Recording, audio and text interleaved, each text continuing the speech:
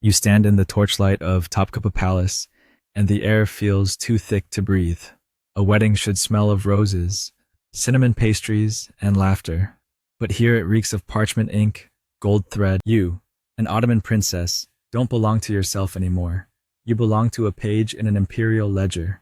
Ministers mutter, scribes bend over decrees, and every silk ribbon. You can't even pretend this is about romance. It's about treaties, about rivals kept close, about enemies forced into family. You look around and realize even the jewels in your pearls for purity, emeralds for fertility, diamonds for dynasty. Like what you're seeing? Hit like, subscribe, and share your thoughts in the comments. He doesn't need to. For him, this marriage is a chess move, and you're the queen he slides across the board. Every Ottoman princess carried this weight. Esma Sultan, Mihrima Sultan. You sense the silence hanging heavy, as if the walls themselves know that this night of joy is actually a ritual of fear. The fear isn't just yours. It's sisters forced into unions with men twice their age, brides sent off to provinces like bargaining chips. The contracts weren't sealed with hearts, but with wax seals, each tug binding your body to politics. You know your body is about to be transformed into another kind of battlefield. Think about the absurdity. Trained in calligraphy, music, Quran, poetry, yet none matter tonight. The Ottomans charted maps across 3 continents, but inside the palace, they charted your life with precision, one dotted line leading from cradle to marriage bed. And the more powerful your father grew, you wonder if the consorts pitied or envied you. They lived in a gilded cage too, but at least with illusion of choice. For you, a princess, there was no illusion. Grandeur of title came with, if you resisted, you risked dishonor. If you submitted, you erased yourself, and the world outside would never hear your protests because your story wasn't meant to be told. Censorship wrapped your night tighter than chroniclers, poets, court historians. They knew whispers but turned away. Who would dare write that an Ottoman princess trembled as if walking to execution? Records preferred joy, alliances, prosperity. Yet, between lines, even the palace corridors betray the tension. Musicians play, but melodies stumble, as if sensing dread behind curtains. Eunuchs guard entrances, not to keep intruders out, but to keep your every slippered step echoes louder, like a door closing forever. Your new husband waits with expectations set not by desire, but by empire. His nervousness, if any, swallowed by entitlement. He knows your fear is tradition. This is not a story of mutual affection. It's a staged performance ensuring heirs, alliances, continuity. As you lower your eyes, you realize history won't remember your terror. That's why wedding night became a specter haunting every princess. They weren't afraid of men themselves, but of the machinery he represented. The gears of empire grinding youth, choices, dreams into dust. Paradox of your golden cage.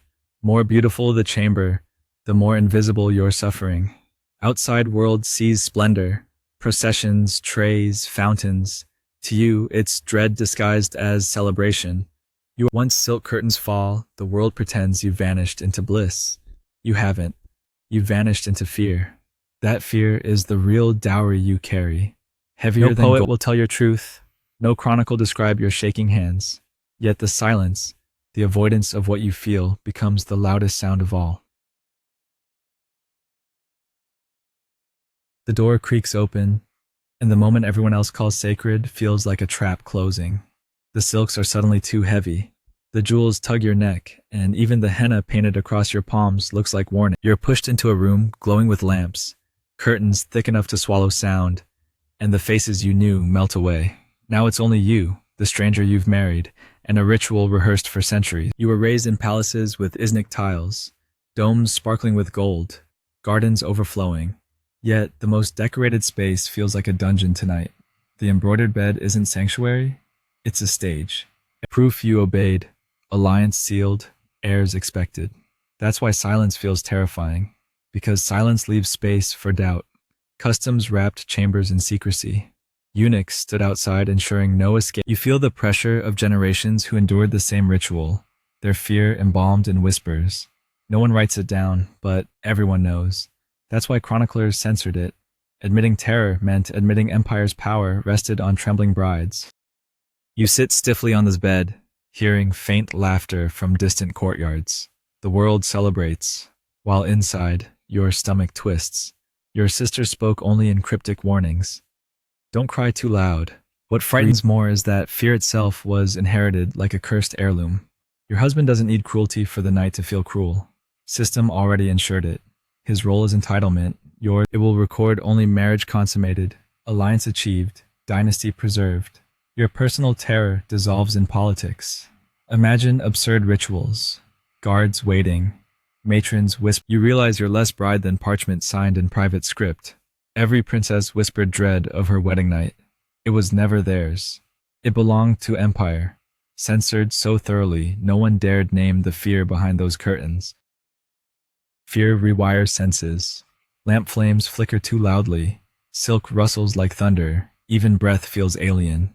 Eyes scan rooms searching for escape that doesn't exist. Terrors magnify in imagination.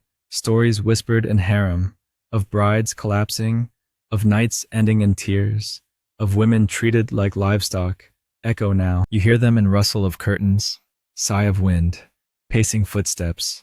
Censorship smothered details for centuries. But silence doesn't erase trauma, it amplifies it. Fear they remembered in songs, never naming names. In poems cloaking pain and metaphor. In gossip traded by servants. You sit knowing hundreds endured same ritual. Hundreds after will too. Their terror folded into silks. An empire called it duty. Your night wasn't about happiness. It was about loyalty, fertility, obedience.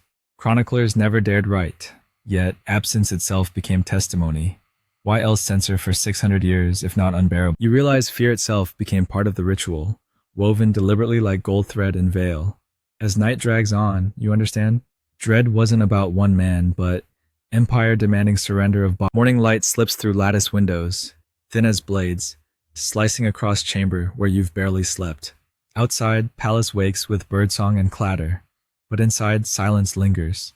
Everyone assumes success, because failure cannot exist. You've fulfilled a duty, or pretended to, and history moves on without asking how you felt. Cruelest part, silence that swallows you after fear, voice dissolving into gossip, never reaching ink. Whispers have long memories. They hide in harem corridors, tucked into songs maids hum, folded into riddles grandmothers tell. Official records stay pristine, but everyone knew wedding nights carved scars into princesses. It's why poets behind metaphors lived censored dread. You picture predecessors, Mihrima Sultan, daughter of Suleiman, celebrated yet trapped in marriages.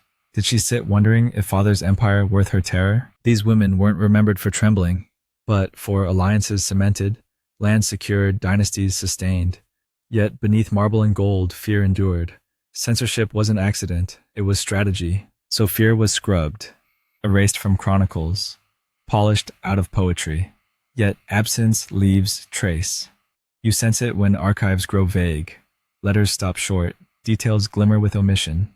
Silence becomes louder than words. Later historians pry into palace life, find fragments, rumors, anecdotes, as if history itself still flinches. Talking about Ottoman wedding nights feels taboo. Cruelty is that fear censored so deeply, it echoes louder because of its absence. Imagine leaning at lattice, watching sunlight scatter across Bosphorus, wondering how many others felt relief and emptiness. Fear passed, but silence remains. You're left with memories unspeakable, memories empire never wanted. Legacy means splendor is imagined without trembling hands behind curtains. Beauty of empire built atop censored terrors. Your story may never be written, but always felt. Silence doesn't erase. It preserves lines of nightingales trembling before roses, cages gilded so finely you forget the bird inside still trapped. Gossip revealed too much. Rumors passed from mother to daughter as warnings. Fear endured, so fear becomes parable about power and silence, about empires protecting image by censoring costs. Reminder that history's gloss hides trembling. What's erased often speaks loudest.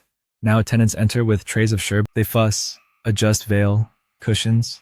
They don't ask how you feel. You rise, realizing your silence is part of larger chorus, stretching centuries. Every trembling princess added her note to the same hidden song. It hums beneath marble floors, beneath history that tried to bury it. It hums in how you breathe, remember. It hums in people still curious, still whispering what happened behind curtains censored 6 centuries. Silence breaks insistently. You let fear settle into memory, part of empire's cost. Step forward into daylight, carrying weight of what you endured. Your story may not be written, but always felt. Fear waits, lingers, whispers across. Thank you for listening. I'll stop here. I'll leave you here. This is where I fade out. We're always saying goodbye,